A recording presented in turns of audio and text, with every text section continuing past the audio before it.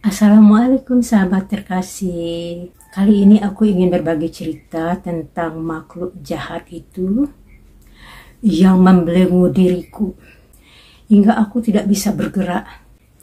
Yang bergerak cuma sendi pergelangan tanganku, dua-duanya, leher,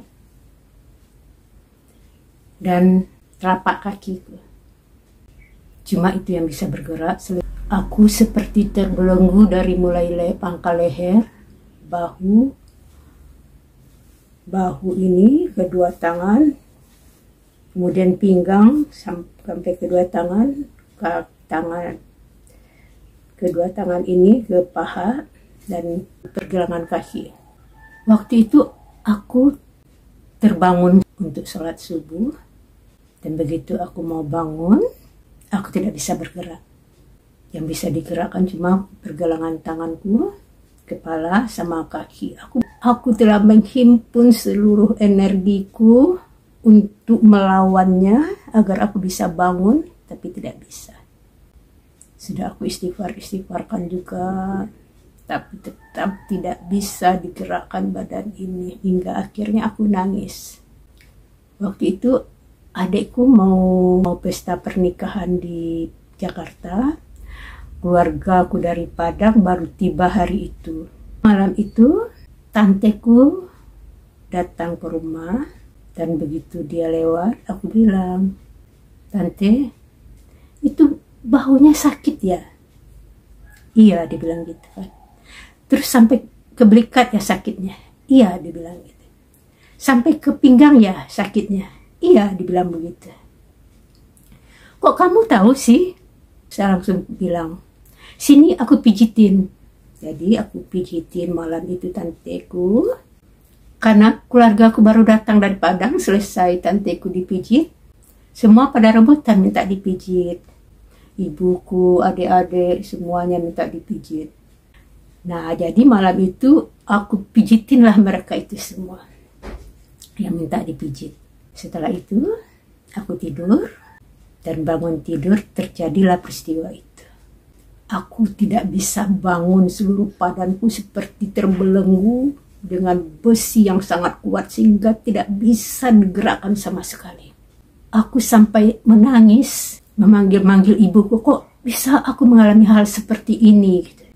Terus ibuku juga terus berusaha untuk membangunkan aku, menarik kayak begitu, tidak bisa.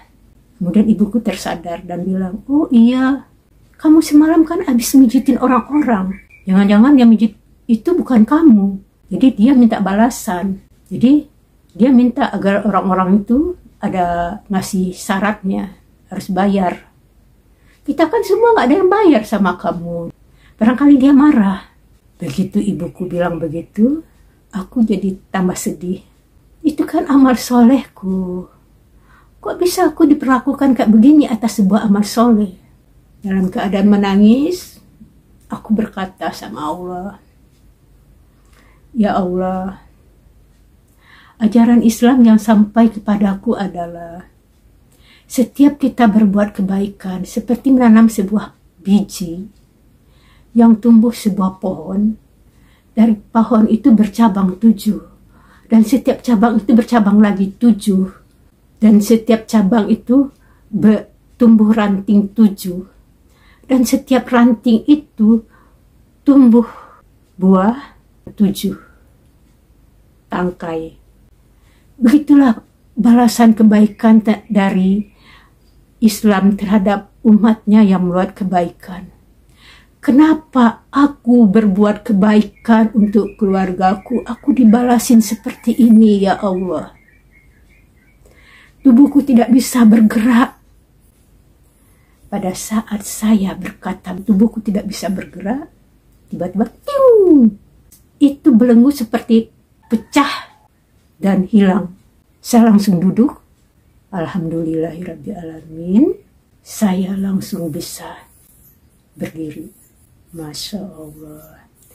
Luar biasanya ketika kita menjadikan Allah tempat mengadu dan minta tolong, dan kita bersungguh-sungguh memohon pertolongan Allah dan yakin akan pertolongan Allah.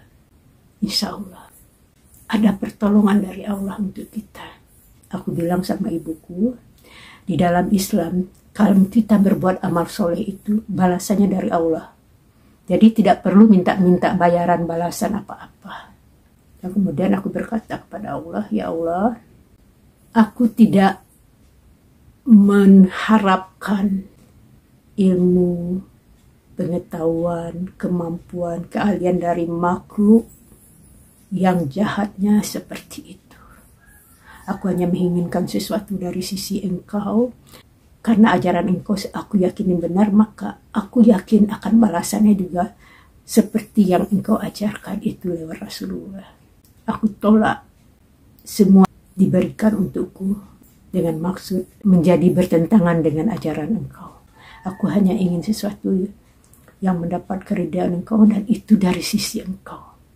Lewat siapapun, lewat makhluk apapun, asal itu kehendak Engkau dan ridho Engkau, insya Allah akan membaikkan urusan dunia dan akhirat. Setelah itu bersegera ambil wudhu dan melaksanakan sholat subuh.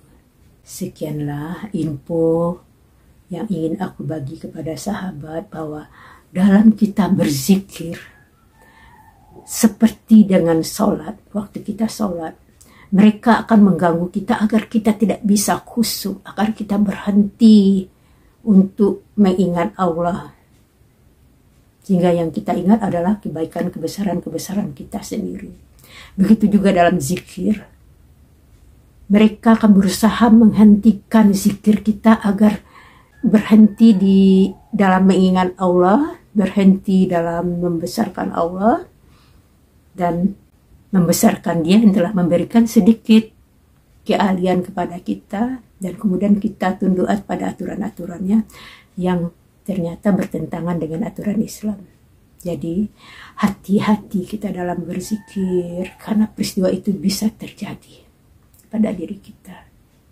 Dan saya mengalami ini karena saya melakukan zikir. Dan mereka berusaha untuk menghalangi saya.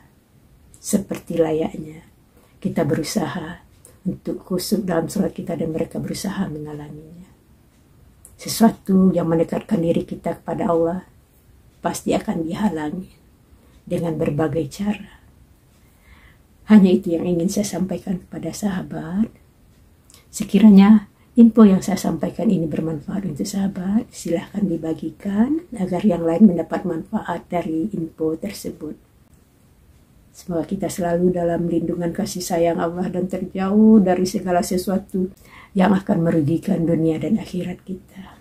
Semoga kita selamat kembali ke hadapan Allah dalam keadaan ridho dan diridhoinya. Amin. Ya Rabbal Alamin.